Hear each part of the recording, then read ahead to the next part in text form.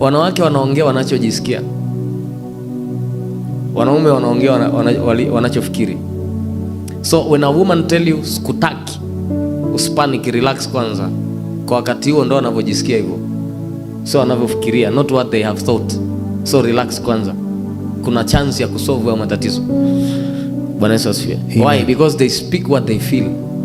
So akikwambia ni mpumbavu, relax. Kabla hujapiga kofi, relax kwanza. Sio kwamba anamaanisha, hajakaa na kukuanalyze akasema wewe ni mpumbavu. Relax kwanza. Why do you beat a woman? You're foolish.